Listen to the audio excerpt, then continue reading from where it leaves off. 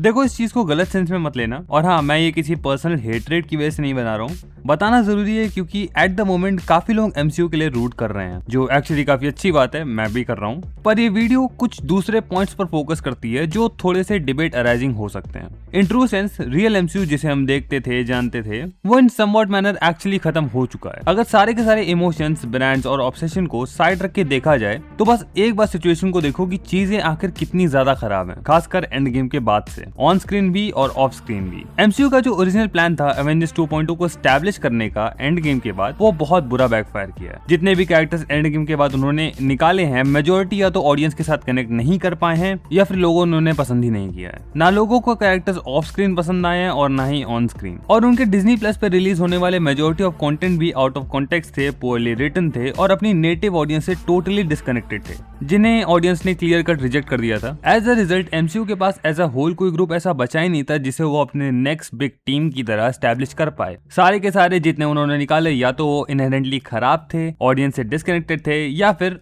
Forced feminism के शिकार थे। एंड गेम के 2 साल बाद ही ये बात समझ में आ गई थी कि एमसीयू ना सिर्फ अपने ट्रैक से भटक चुका है बल्कि अब इनके पास ऐसा कुछ नया बचा भी नहीं है। और एज ए नया मैं आइडियाज की बात कर रहा हूँ, कंटेंट की नहीं। कैरेक्टर्स तो थे लेकिन उनके साथ करना क्या है इसका या तो उनके पास आइडिया नहीं था या फिर जो उन्होंने किया वो काम नहीं किया। बैंड बजाने में बची कुची कसर, अननेसेसरी रेस इंटेलिजेंस ने कर दी, जहां बिना किसी वजह के कैरेक्टर्स के ओरिजिन और रेस बदल दी जाती थी। अवेंजर्स 2.0 तो दूर की बात है, ये अपने बिग बैड पे भी किसी तरीके से बस गिर पड़कर पहुंचे हैं, जो अपने आप में एक डेस्परेशन का सिंबल है। इसकी बात आगे करेंगे। अपनी पीक डिलीवर करने के 2 साल बाद ही एमसीयू ने कहीं ना कहीं अपनी सारी की सारी लाइमलाइट खो दी थी। पिछले कैरेक्टर्स जा चुके थे, नए का कुछ पता नहीं था और एमसीयू पॉलिटिकली सेफ साइड खेलने में इतना बिजी था कि इन्हें पता भी नहीं चला कि कब इनकी जेब कटनी शुरू हो गई। Series after series flop deliver करने के बाद जब एग्जीक्यूटिव्स को रियलाइज हुआ कि बहुत पैसा बहा दिया, तब इन्होंने अपने लॉसेस कट करके एक one time investment with high return वाली स्कीम निकाली। You guessed it right, Avengers doomsday. और हाँ, मेरी नजर में ये सिर्फ एक मनी मेकिंग स्कीम है, इससे ज्यादा मैं इसे ना कुछ मानूंगा और ना कहूंगा अनटिल एंड अनलेस ये कुछ अलग करके डिलीवर करें। And just to be sure कि इनकी इन्वेस्टमेंट में इनको अच्छा रिटर्न मिले, ये आरडीजे को भी पकड़ कर लाते हैं ताकि नॉस्टैल्जिया बेचने में कोई कसर ना रह जाए, बिना ये सोचे कि आपने इस मूवी का स्ट्रक्चरल बेस कभी बनाया ही नहीं था। एंड गेम जो एंड गेम बनी थी वो सिर्फ एक मूवी की वजह से नहीं बनी थी, उसके पहले के इवेंट्स और कैरेक्टर की डेवलपमेंट भी एक काफी इंपॉर्टेंट वजह थी। जब डूम्सडे तक पहुंचने वाला कोई इवेंट ब्रिज एग्जिस्ट ही नहीं करता है और जो एग्जिस्ट करता है उससे ऑडियंस रिलेट नहीं करती है, तो अकेली डूम्सडे क्या घुइयां उखाड़ लेगी। सारी बकचोदी यहीं से शुरू होती है क्योंकि ये एक लौता पॉइंट एमसीयू की डेस्परेशन को पिन पॉइंट करता है कि आखिर कमर्शियली इस चीज को लेकर ये किस तरीके से चल रहे हैं। इनका creative view point, audience consideration सालों पहले मर चुका है। ये कंटेंट डिलीवरेंस इस माइंडसेट से नहीं आ रही कि कुछ अलग डिलीवर करना है, कुछ नया एक्सपीरियंस देना है, बल्कि ये आउट ऑफ ग्रीड ज्यादा लगती है कि किसी तरीके से स्ट्रीमिंग और मूवीज के लॉसेस कट करके वन टाइम हिट से वापस प्रॉफिट में आया जा सके। क्रिएटिवली बैंकरप्ट तो ये आज भी उतने ही है जितने शीएल के टाइम पे थे, बस एक नया हथियार हाथ लग गया है नॉस्टैल्जिया के नाम का, और आजकल जो हो रहा है उसे देख के लग रहा है कि हाँ ये इसका पूरी तरीके से अच्छा इस्तेमाल कर रहे हैं। और इस क्रिएटिव बैंकरप्सी के ट्रेड्स जो है ना ऑब्वियस भी लगते हैं। आरडीजे का ऐसा डॉक्टर डूम वापस लेकर आना, रूसो ब्रदर्स को फिर से डायरेक्टर की चेयर पे बैठाना, इस होप में कि शायद वापस फिर से वैसा कुछ बन जाए, शो करता है कि इन्हें सिर्फ वो एंड गेम वाला फैक्टर किसी भी तरीके से वापस चाहिए। और ये purest form of nostalgia betting है और काफी लोगों को ये चीज पसंद भी आएगी और मैं उन्हें ब्लेम नहीं करता। It's all about enjoyment. If you are into it, अच्छी बात है, बिल्कुल देखो, नो इश्यू, मुझे डूम्सडे से कोई प्रॉब्लम नहीं है।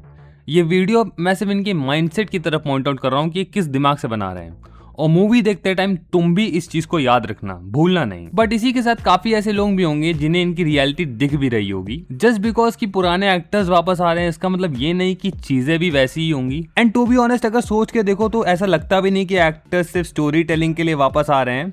आरडीजे का रिटर्न ऑलरेडी क्लियर है कि मैसिव पेचेक और स्टेक्स के लिए है जो डूम्सडे के साथ अटैच्ड है। एंड ओपेनहाइमर के अलावा आरडीजे ने एक्चुअली कोई इम्पैक्टफुल काम डिलीवर भी नहीं किया है इतने सालों में, तो हाँ डील अच्छी है। अगर एक मूवी से इतनी कमाई हो रही है तो कौन नहीं जाएगा। वैसा ही कुछ क्रिस इवेंस के साथ भी है। बंदे ने एंड गेम के बाद एक्चुअली कुछ इम्पैक्टफुल काम नहीं दिया है, करियर ग्राफ नीचे जाता जा रहा है और उसकी मूवीज के ना सिर्फ एडिट्स आते हैं इंस्टाग्राम पे, थिएटर में लोग देखने नहीं आते। क्रिस हेम्सवर्थ का भी समवॉट सिमिलर ही केस है, ऑल्दो मैं बंदे को ब्लेम नहीं करता क्योंकि थोड़ा मेडिकली भी उसको प्रॉब्लम है, तो ठीक है उसका चलता है। आफ्टर ऑल थॉर किसको नहीं पसंद है।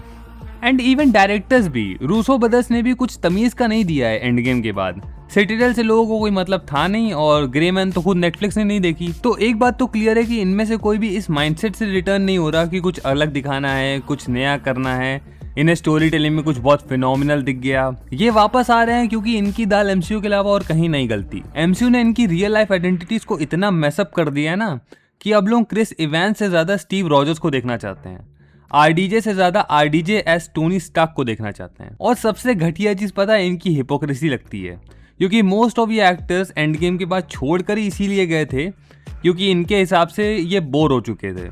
इन्हें कुछ नया क्रिएटिव ट्राई करना था और अब से 5 साल बाद ही वापस आना पड़ रहा है क्योंकि यही सबसे सेफेस्ट ऑप्शन है करियर बचाने के लिए। तो मोटी बात तो यही है कि एमसीयू कुछ मीनिंगफुल बनाने ज्यादा अपने लॉसेस कवर करने और जाते हुए यूनिवर्स से मैसिव स्क्वीज निकालने के माइंडसेट से ही कंटेंट बना रहा है, जिसे मैं माइंड नहीं करता। मुझे कोई प्रॉब्लम नहीं है किसी के पैसे कमाने से, एंड टू बी ऑनेस्ट मैं रूट भी नहीं करता कि डूम्सडे खराब निकले। मैं खुद चाहता हूँ कि मूवी अच्छी निकले, मैं एंजॉय करूँ उसको। बट ये फैक्टर्स एक्चुअली बहुत ज्यादा अजीब है क्योंकि पूरा इंटेंशन इन ट्रू सेंस काफी हॉलो और एक्सप्लॉयटेटिव लगता है। एज अ फैन ना ये एक चीटिंग की तरह लगता है क्योंकि नॉस्टैल्जिया अच्छी स्टोरी टेलिंग के साथ अच्छा लगता है, उसके बिना जितना भी this will return for doomsday और कर लो किसी काम का नहीं होता वो। At this point I just hope कि ये वीडियो फालतू की निकले एंड इसका कोई पॉइंट ना हो, मैं गलत साबित हो जाऊं एंड ये वाकई कुछ अच्छा बना लें। यप, सी या।